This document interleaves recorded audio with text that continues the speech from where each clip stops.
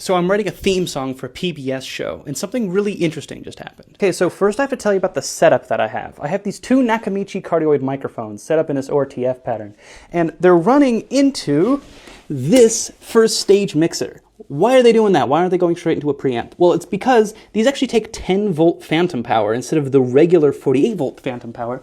But for the keen-eyed among you, you've already noticed that these are RCA outs. And RCA outs are not balanced. And so they're going to be really noisy signals. And so I have this noisy signal going into my preamp, and I put up the sensitivity all the way to see what I could hear.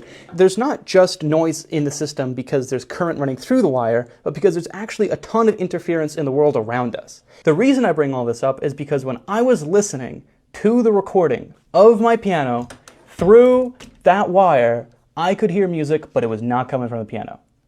I could hear music because there's a radio station just down the street. In fact, the same member station of PBS that I am writing the song for, and I could hear them playing classical music on the radio. And so now, of course, I can't use this mic setup. I have to go to a different mic. That's why now I had to switch to this microphone. It's a 2-inch diaphragm FET condenser, which isn't exactly what you want when recording a piano. I was actually considering putting an SM58 so I can make this like a mid-side sort of thing, but I think my professor would kill me if he saw that. So I'm gonna run this guy. He gets a balanced signal, so I can actually bypass this 10 volt mixer and plug it straight into my preamp with 48 volts as normal.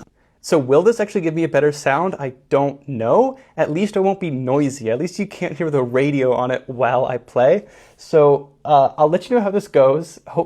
If you hear the final product and it sounds okay, then we're just gonna assume that it went well. But I'll keep you posted.